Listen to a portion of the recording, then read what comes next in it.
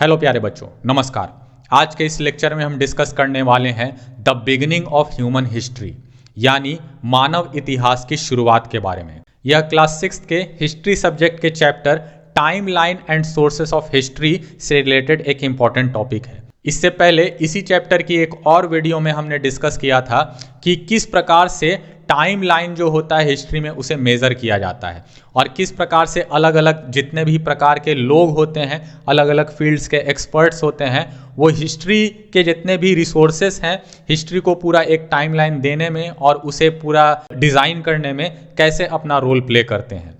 आज की इस वीडियो में हम इसी ह्यूमन हिस्ट्री के शुरुआत के बारे में जानेंगे, यानी होमोसेपियंस जो स्पीशीज हैं, जिसे इंसान के नाम से भी जाना जाता है, उसकी शुरुआत कैसे हुई थी।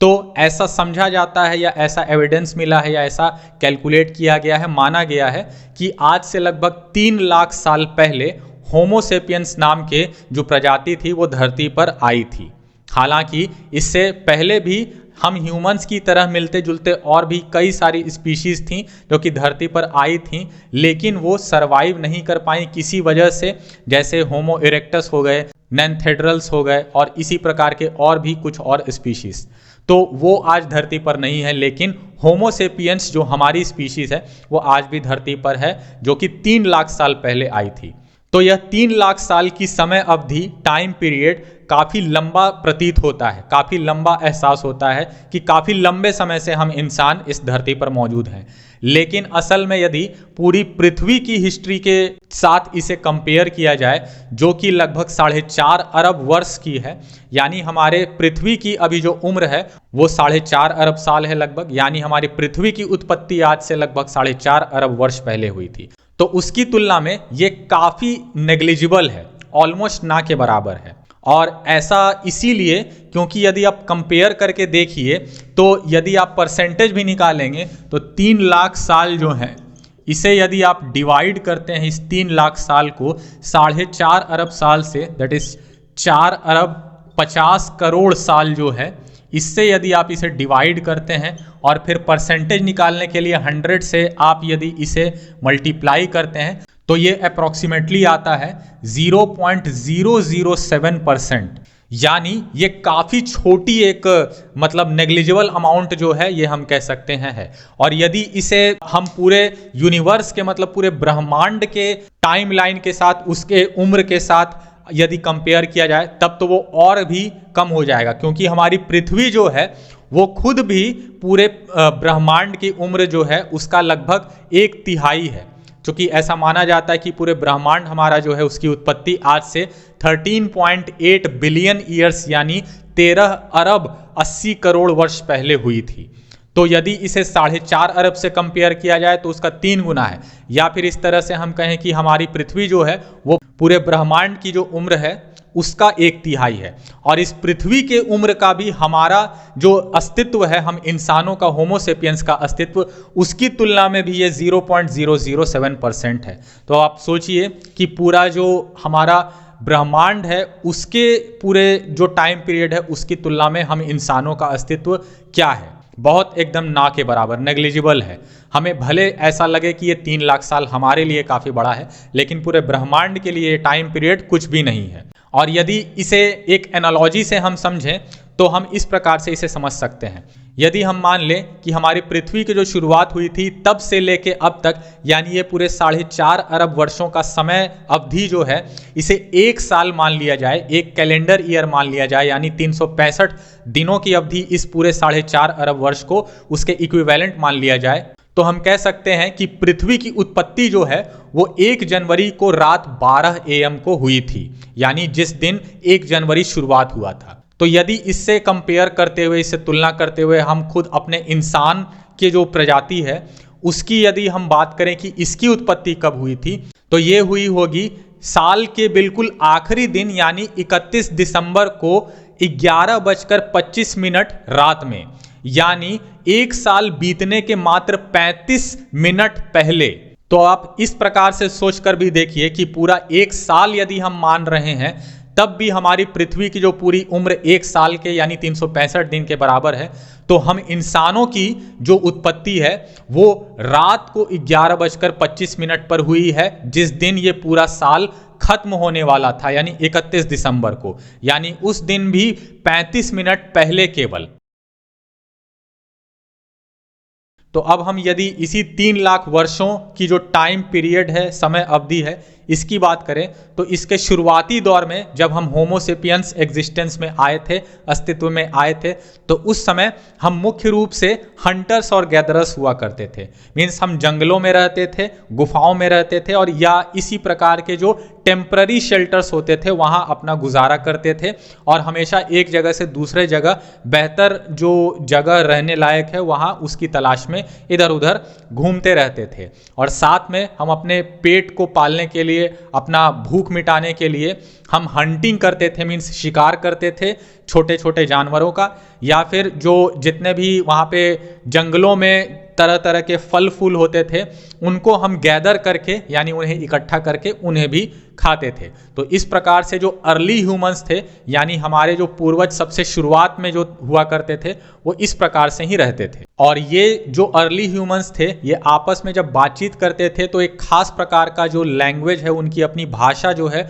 हुआ करती थी, जिसका वो यूज करते थे, जिसके बारे में आज के समय में कोई भी एविडेंस नहीं है, कोई भी इसके बारे में हमें जानकारी नहीं है कि वो किस प्रकार की भाषा का उपयोग करते थे। साथ ही ये लोग जो रहते थे अर्ली ह्यूमंस, ये काफ़ी छोटे छोटे ग्रुप्स में बटे हुए थे। मेनली जो है वो इनका झुंड जो होता था, इनकी कम्युनिटी जो होती थी, हार्डली 4-5 मेंबर्स की होती थी, मतलब एक फैमिली टाइप ही रहते थे ये, और अलग अलग फैमिलीज जो है अलग अलग अपने बटे बटे हुए रहते थे। ये कम्युनिटी के रूप में एक लार्ज स्केल पर जो है वो नहीं रहते थे स्टार्टिंग में। और ये पूरे के पूरे जो इनकी फैमिली या एक तरह से हम बोले ग्रुप या कम्युनिटी हुआ करती थी, ये अलग अलग केव्स में या फिर पहाड़ियों पर इस प्रकार की जगहों पर अपना रहकर गुजारा करते थे। और शायद इसी वजह से इनका सरवाइव करने के चांसेस जो हैं काफ़ी कम हुआ करते थे। आज के समय में हम देख सकते हैं कि हम इंसान जो है वो एक बहुत पूरा मानव प्रजाति, एक हम कह सकते हैं एक बड़ी सी कम्युनिटी के रूप में रह रहे हैं, पूरे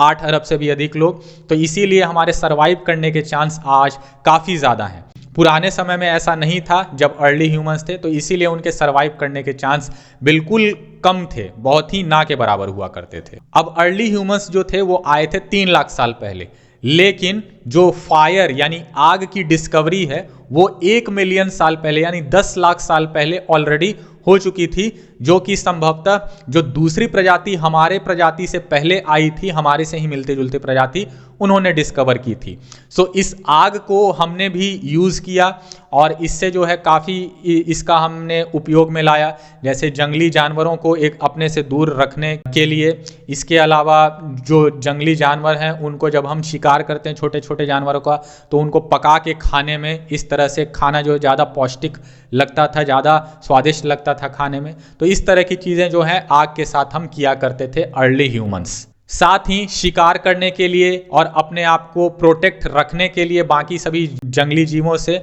हम कुछ खास तरह के जो है टूल्स यूज़ किया करते थे, जैसे पत्थरों को ही शार्पन करके उनसे हमें भाला बनाया करते थे, तीर बनाया करते थे, धनुष बनाया करते थे, या फिर इसी तरह के और भी जो प्रिमिटिव टूल्स हैं वो डिज़ाइन करके जो है हम उनसे शिकार किया करते थे या फिर खुद को प्रोटेक्ट किया करते थे बाकी जंगली जीवों से। इसके अलावा कुछ खास प्रकार के पेंटिंग्स जो हैं वो भी गुफाओं में मिला करते हैं। तो ऐसा माना जाता है कि ये जो अर्ली ह्यूमंस थे, ये पेंटिंग्स जो हमें मिलते हैं गुफाओं में वो भी इन्होंने ही किए होंगे। और ये पेंटिंग्स में मुख्य रूप से कुछ खास प्रकार के डिज़ाइन ही देखने को मिलते हैं, जैसे खुद ह्यूमंस अपने ही कुछ रफ स्केचेस बनाए हैं अपने जैसे दिखने वाले। इसके अलावा जो जानवर होते हैं 4 पैर पर चलने वाले, उनके स्केचेस देखने को मिलते हैं। इसके अलावा अपना पंजा हाथ का जो होता है उसका पूरा का पूरा एक स्केच, पूरा उसका आउटलाइन देखने को मिलता है। तो इस प्रकार के स्केचेस या ड्राइंग्स जो हैं वो भी गुफाओं में देखने को मिलते हैं, जिन्हें केव पेंटिंग्स के नाम से भी जाना जाता है। और इस प्रकार की paintings all over across the world, जितनी भी जगह में जितने भी गुफाएं हैं, केव्स हैं वहाँ देखने को मिलती हैं। तो ऐसा हम मान सकते हैं कि सभी जितने भी केव्स में, गुफाओं में ये होमो सेपियंस रहते होंगे, सभी जो है एक ही प्रकार के, हम कह सकते हैं कि उनका रहन सहन रहा होगा और एक ही तरह की उनकी सोच रही होगी, इसलिए सभी जगह एक प्रकार के सिमिलर जो है हमें देखने को मिलते हैं इस तरह के पैटर्न। और ये ऐसा प्रेडिक्ट किया जाता है कि ये आज से लगभग, ये पेंटिंग्स जो हैं, केव पेंटिंग्स, ये आज से लगभग 40-50 हजार वर्ष पुराने हुआ करते होंगे। इसके अलावा कई प्रकार के जो आभूषण होते हैं वो भी हमें देखने को मिलते हैं, जैसे जानवरों के जो टीथ होते हैं, उनके दांत होते हैं या फिर उनके नाखून होते हैं, इन तरह की चीज़ों से वो अपने आभूषण भी बनाया करते थे। और उन जानवरों के खालों को, ऐसा कहा जाता है कि उनका शिकार करके खाल को अपने ऊपर कपड़े के रूप में ढकने के लिए यूज़ करते थे, यानी एक तरह से उसे कपड़े के रूप में यूज़ करते थे ताकि अपने आप को अलग अलग प्रकार के मौसमों से बचाए रख सकें। ऐसे भी एविडेंसेस मिलते हैं कि जो अलग अलग ग्रुप्स हुआ करते थे, इनके बीच में ये सारी जितने भी चीज़ें हैं, चाहे वो कुछ टूल्स हो या औजार हो या आभूषण हो, ये आपस में जो डिज़ाइन करते थे उसे एक्सचेंज भी करते थे, अदला बदली भी करते थे, यानी एक चीज़ के बदले में दूसरी चीज़ ले ली और अपनी कोई चीज़ दूसरे ग्रुप को दे दी। तो इस प्रकार से जो अर्ली ह्यूमंस हैं, आज से लगभग 10-20 हजार साल पहले तक वो इसी प्रकार से रहे, मीन्स हंटर गैदरर्स के रूप में, यानी 3 लाख साल से लेकर लगभग 10-20 हजार साल का टाइम पीरियड आज से पहले तक का जो है, उस दौरान केवल और केवल वो हंटर गैदरर्स के रूप में ही रहे। अब इसके बाद शुरुआत होती है खेती की, तो आइए अब इसे विस्तार से जानते हैं। तो खेती की शुरुआत हुई क्लाइमेट में एक बहुत ही ड्रामेटिक बदलाव होने की वजह से। हम जानते हैं कि आज से लगभग 12,000 वर्ष पहले आइस एज जो था वो खत्म हुआ था। जो लास्ट आइस एज हम जानते हैं आया था, वो इतने समय पहले खत्म हुआ था। और ये आइस एज जो है, इसकी शुरुआत आज से लगभग 1 लाख वर्ष पहले हुई थी। तो ये जो लास्ट आइस एज आया था, यानी पूरा हमारी धरती ऑलमोस्ट जो है बर्फ से ढक गई थी, ये लगभग आज से 1 लाख साल पहले से लेके लगभग 15-20 हजार साल पहले तक चली होगी। और इसके बाद जब हिम युग यानी आइस एज खत्म हुआ, तो उसके बाद धीरे धीरे ये सारे जितने भी जमे हुए ग्लेशियर्स थे या पहाड़ों पर जमे हुए बर्फ थे या जितने भी बर्फ की चादरें थी ज़मीनों पर, ये सभी धीरे धीरे पिघलने लगे। और इनके पिघलने से नदियों का जन्म हुआ और नदियों में ये जो धाराएं बर्फ बन चुकी थी वो वापस धाराओं के रूप में प्रवाहित होने लगे और वापस नदियों के रूप में वो एक जगह से दूसरे जगह फ्लो करने लगे। और इसके बाद हुआ ये कि इसके बाद जितने भी ये पानी के रास्ते होकर जाते थे, मीन्स नदियों के रास्ते जहाँ जहाँ से होकर जाते थे, नदियाँ जहाँ जहाँ से गुजरती थी, उसके आसपास का जो एरिया था, उसके आसपास का जो इलाका था, वो काफ़ी ज़्यादा फर्टाइल हो गया। उसके आसपास की मिट्टी जो है वो काफ़ी ज़्यादा उपजाऊ हो गई, जो कि आज के समय में भी हम देखते हैं नदियों के किनारे वाले जितने भी रीजन्स होते हैं वो काफ़ी उपजाऊ ज़मीन होती है। तो इस तरह से जो है खेती की शुरुआत हुई। जब ऐसा होमो सेपियंस ने ऑब्जर्व किया कि नदियों के किनारे जो है ज़मीन काफ़ी उपजाऊ है, साथ साथ में नदियाँ जो है वो पानी का एक सोर्स भी है, और पानी हम जानते हैं कि एक बहुत ही इम्पॉर्टेंट रिसोर्स है किसी भी लिविंग ऑर्गेनिज्म के लिए। इस वजह से यहाँ पे एक डबल एडवांटेज ये बनकर आया, और पानी जो है इसकी अवेलेबिलिटी के लिए और साथ में उसके आसपास के इलाकों में रहने से खेती करना जो है वो भी आसान हो गया, क्योंकि उपजाऊ भूमि में जो अलग अलग प्रकार के जितने भी बीज होते थे उन्हें डालने से वो काफ़ी तेजी से ग्रो करते थे उपजाऊ जमीन में। और ऐसा इंसानों ने देखा कि जंगलों से कुछ खास प्रकार के जो पौधे होते हैं उन्हें अगर हम चाहें तो बहुत लार्ज स्केल पे उगा सकते हैं। हालांकि आज के समय में जितने लार्ज स्केल पे इन्हें उगाया जाता है उतना नहीं उगाया जाता था। तो धीरे धीरे ऐसा जो है हम कह सकते हैं कि खेती की शुरुआत हुई, और जो नदी के आसपास की जो भूमि है वो काफ़ी उपजाऊ होने की वजह से वहाँ पे ये लोग जो है ये जंगलों से कुछ खास प्रकार के पौधे लेके आए होंगे, और उन्हें इन्होंने देखा होगा कि ये इन्हें खाया जा सकता है। बहुत लार्ज स्केल पे इन्हें अगर उगाएं तो हम वहीं पे उसे उगा कर वहीं पे रह सकते हैं और हमें कहीं दूसरे जगह जाने की ज़रूरत नहीं पड़ेगी। खाना जो है उसे ढूंढने की ज़रूरत नहीं पड़ेगी, हम इन्हें अपने एक जगह पर रहकर ही वहीं पर इन्हें उगा सकते हैं, उगाकर इन्हें हम खा भी सकते हैं। तो इस प्रकार से फसलों का कंसेप्ट, क्रॉप्स का कंसेप्ट आया और लार्ज स्केल पर खाने को उगाकर उसे खाने का जो कॉन्सेप्ट है वो आया, जिसे हम आज एग्रीकल्चर या खेती के नाम से जानते हैं। और जब इंसान ने ऐसा करना शुरू किया तो ये इंसान जो है धीरे धीरे बड़े बड़े ग्रुप्स में रहना शुरू कर दिए, क्योंकि अब जाहिर सी बात है कि फसल उगाना है और जो पौधे लार्ज स्केल पे उगाने हैं उसके लिए कई लोगों को एक साथ आके मिल के रहना पड़ेगा। तो ये तो काफ़ी ऑब्वियस चीज़ है। तो इसी वजह से कई सारे लोग अलग अलग जितने भी ग्रुप्स छोटे छोटे जो बटे हुए थे, अब वो थोड़े बड़े बड़े ग्रुप्स का रूप लेने लगे और एक साथ जो है नदियों के किनारे आकर वो बसना शुरू किए और वहाँ की जो उपजाऊ भूमि है उसमें उन्होंने फसल उगाना शुरू किया। कुछ खास तरह के जंगलों से लाए गए पौधों को वहाँ पे लार्ज स्केल पे उन्होंने उगाना शुरू किया और वहीं पे उन्होंने अपना परमानेंट शेल्टर जो है रहने के लिए वो भी स्थापित कर लिया। मोस्ट प्रोबेबली जो फसल होते थे उन्हीं के जो भूसे होते थे उन्हीं से बने हुए जो झोपड़ियाँ टाइप के शेप के होते थे, जो आज भी हम देखते हैं, उस तरह के घर इन्होंने बनाना शुरू कर दिया और साथ में वहीं पे उस फसल को उगाकर उसे खाना भी शुरू कर दिया। तो इस तरह से कम्युनिटीज़ की जो है शुरुआत हुई बड़े स्केल पर, हम कह सकते हैं।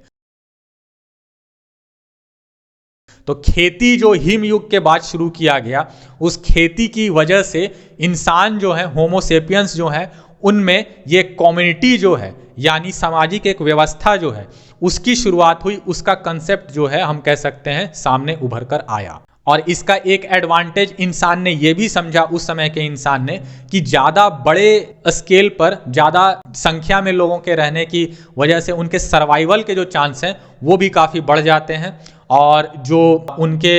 रहने के या फिर एक दूसरे के साथ इंटरैक्ट करने का तरीका है वो भी इम्प्रूव हो रहा था धीरे धीरे। उनका जो स्टैंडर्ड ऑफ लाइफ है वो भी धीरे धीरे बढ़ता जा रहा था। तो इस प्रकार से सबसे पहले जो है हम कह सकते हैं खेती की जब शुरुआत हुई तो ये छोटे छोटे कम्युनिटीज़ जो हुआ करते थे, ये मिलकर एक जगह जब रहते तो इन्हें हैमलेट्स कहा जाता था। हैमलेट का मतलब होता है एक छोटा सा गांव जिसमें बहुत कम लोग रहते हैं। हालांकि पहले की तुलना में ये संख्या ज़्यादा थी और जब ऐसे कई सारे हैमलेट्स के लोग आपस में और बड़ी कम्युनिटी बनाना शुरू किए तो उससे जन्म हुआ एक गांव का यानी विलेज का कंसेप्ट आया, जहां और भी बड़े एरिया में लोग एक साथ मिलकर एकजुट होकर रहने लगे। तो इस प्रकार हिमयुग के बाद सबसे पहले खेती की शुरुआत हुई, जिसके दौरान हैमलेट्स जो कि एक कम्युनिटी थी, पहले की तुलना में बड़े हंटर एंड गैदरर्स की तुलना में एक बड़ी कम्युनिटी थी, उसके रूप में ये कॉन्सेप्ट उभर के आया कम्युनिटी का। फिर ये कम्युनिटीज़ जो हैमलेट्स की थी कम्युनिटीज़, वो आपस में बहुत सारी कम्युनिटीज़ मिल के गैदर होके वो भी एक साथ रहने लगे और बड़ी संख्या में। तो इससे कंसेप्ट आया जिस चीज़ का, उसे कहा गया विलेज यानी गांव। धीरे धीरे ये लैंड एक्विजिशन का जो कंसेप्ट है वो भी जनरलाइज होने लगा और उस समय जो है ऐसा कंसेप्ट नहीं था कि कोई इंडिविजुअल इंसान जो है वो एक बड़ा सा कोई लैंड का एरिया ओन करता हो या उसका मालिक हो। उस समय चूंकि कम्युनिटीज़ नई नई शुरुआत ही हुई थी और सभी लोग मिलजुल कर खेती किया करते थे, मिलजुल कर रहा करते थे, तो इसीलिए कोई एक हिस्सा ज़मीन का जो है वो किसी एक इंसान का नहीं हुआ करता था। जैसे आज हम देखते हैं कि लोग थोड़ी सी ज़मीन के लिए एक दूसरे से लड़ना झगड़ना शुरू कर देते हैं, उस समय ऐसा नहीं था। अर्ली ह्यूमंस जो थे, हम कह सकते हैं आज के इंसान से इस मामले में वो ज़्यादा, हम कह सकते हैं वाइज थे, ज़्यादा वो बुद्धिमान थे, क्योंकि वो जानते थे कि साथ में रहने का क्या ताकत है। और इसी वजह से वो पूरे के पूरे ज़मीन जो हुआ करते थे, लैंड एक्विजिशन जो हुआ करती थी, वो पूरे कम्युनिटी की हुआ करती थी, उसका कोई एक पर्टिकुलर मालिक नहीं हुआ करता था। हालांकि जो पूरा समुदाय हुआ करता था उसका एक मुखिया जरूर हुआ करता था,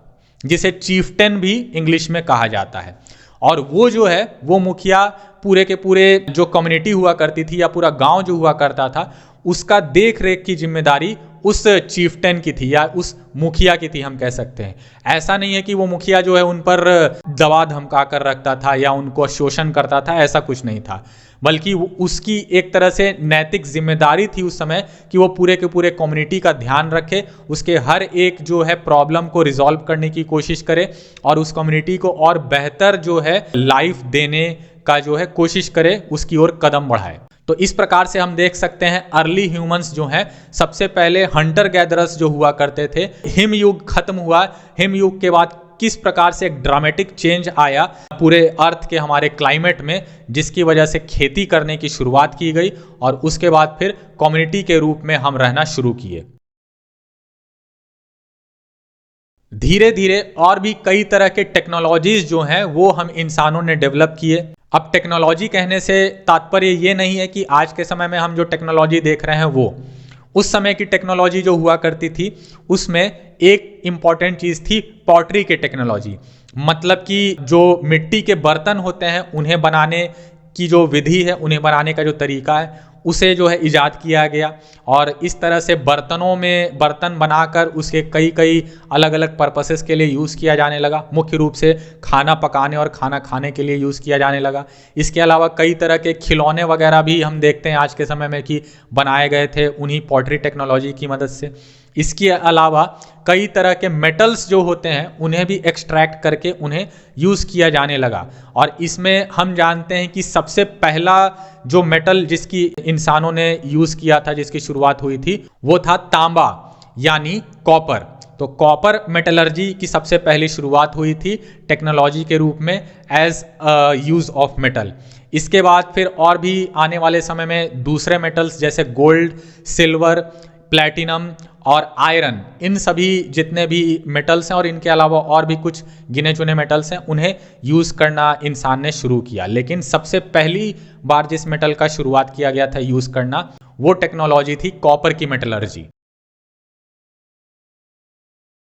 हालांकि ये सब सुनने में जितना आसान लगता है उतना ये आसान है नहीं। इंसान ने जब शुरुआत की थी तो उस समय वो हंटर गैदरर्स के रूप में उन्होंने शुरुआत की थी और उस समय सर्वाइवल के चांस बहुत कम हुआ करते होंगे। तो इस वजह से हम इंसानों की यानी होमो सेपियंस की प्रजाति की संख्या जो है वो काफ़ी कम हुआ करती होगी, क्योंकि काफ़ी लोग जो है वो मर जाते होंगे, काफ़ी बच्चे बचपन में ही मर जाते होंगे या फिर जब जवानी आती होगी उनकी और जब वो हंटिंग करते होंगे या कुछ भी ऐसा चीज़ करते होंगे तो वो खुद भी शिकार हुआ करते होंगे या किसी बीमारी से मर जाते होंगे। फिर भी जो है हम कह सकते हैं होमो सेपियंस के रूप में हमारी प्रजाति ने काफ़ी लंबे समय तक जो है एक तरह से संघर्ष किया प्रकृति के साथ और फिर उसके बाद उस पर विजय प्राप्त की और उसके बाद आज के समय में हम देख सकते हैं कि इंसान जो है उन्होंने पूरे धरती पर राज कर लिया है। हालांकि धरती को एक तरह से हम अब नष्ट ही कर रहे हैं, उसके रिसोर्स को हम एक्सप्लॉइट कर रहे हैं, उसका शोषण कर रहे हैं।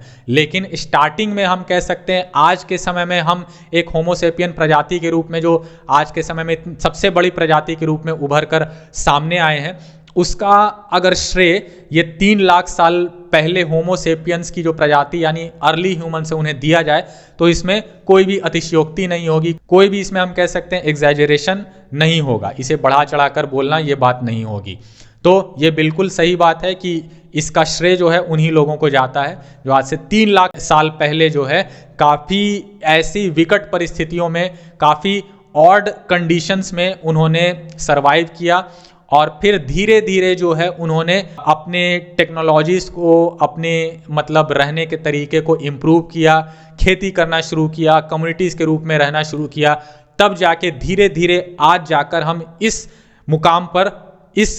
पायदान पर, इस पॉइंट ऑफ टाइम पर जो आज हम देखते हैं ह्यूमंस ने अचीव किया है वो पॉसिबल हो पाया है। और ये हमारे से पहले जितने भी बाकी सारी प्रजातियां आई थीं जिनका हमने जिक्र किया था, जैसे होमो इरेक्टस, नेंथेड्रल्स, ये सब सरवाइव नहीं कर पाए। ये सब किसी वजह से, यही सब कारणों में से किसी वजह से ये सब मर गए, जबकि इंसानों ने, होमो सेपियंस की प्रजाति ने ये सारी कंडीशंस में जो है अपने आप को ताकतवर साबित किया और आज के समय में भी हम जो है सरवाइव कर पा रहे हैं।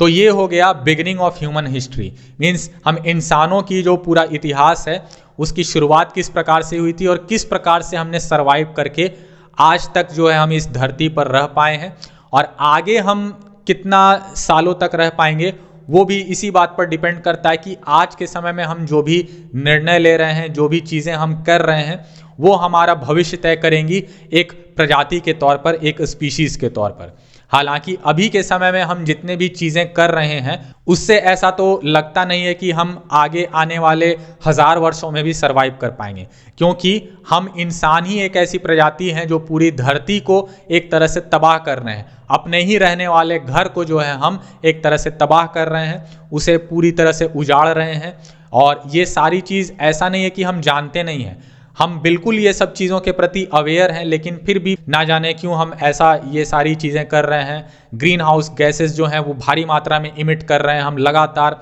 और हम देख रहे हैं कि लगातार क्लाइमेट चेंज हो रहा है, लगातार ग्लोबल वार्मिंग बढ़ती जा रही है, ग्लेशियर्स पिघल रहे हैं। और ये सारी चीज़ों का इफ़ेक्ट जो है डायरेक्टली या इनडायरेक्टली हम इंसानों को भी झेलना पड़ रहा है, और बाकी सारी प्रजातियाँ जो हैं, और इन टोटल हम कह सकते हैं पूरी पृथ्वी हमारी जो ग्रह है, जिस पर हम जानते हैं कि केवल यही एक ऐसा ग्रह है जिस पर जीवन संभव है, उसे हम एक तरह से शोषण कर रहे हैं, उसे हम बुरी तरह से जो है प्रभावित कर रहे हैं। तो आने वाले 1000 वर्षों में क्या होगा, किस प्रकार से इंसान की प्रजाति या फिर पूरे बाकी सभी जीवों की प्रजाति जो विलुप्त होते जा रही हैं लगातार, वो सभी सर्वाइव कर पाएंगे या नहीं, ये हमारा भविष्य हम इंसानों के द्वारा ही तय किया जाएगा। तो उम्मीद है आपको आज के इस लेक्चर से काफ़ी कुछ जानने और सीखने को मिला होगा। और यदि आपका आज के इस वीडियो से रिलेटेड या फिर किसी और दूसरे टॉपिक से रिलेटेड जो कि सोशल स्टडीज़ से संबंधित हो, क्लास 6 से 12th स्टैंडर्ड के बीच में, तो आप मुझे निश्चित कमेंट सेक्शन में बेझिझक बता सकते हैं। मैं उसे रिजॉल्व करने की कोशिश करूंगा आपके कमेंट का रिप्लाई देकर। या फिर यदि वो कोई ऐसा टॉपिक हो जिस पर आप चाहते हैं कि एक सेपरेट वीडियो बनाया जाए, तो वो भी आप मुझे नीचे कमेंट सेक्शन में बता सकते हैं। यदि संभव होगा तो मैं उस पर एक सेपरेट वीडियो डिटेल्ड रिसर्च करके बनाने की कोशिश करूंगा। तो मिलते हैं अगली वीडियो में एक और नए टॉपिक के साथ। तब तक के लिए नमस्कार।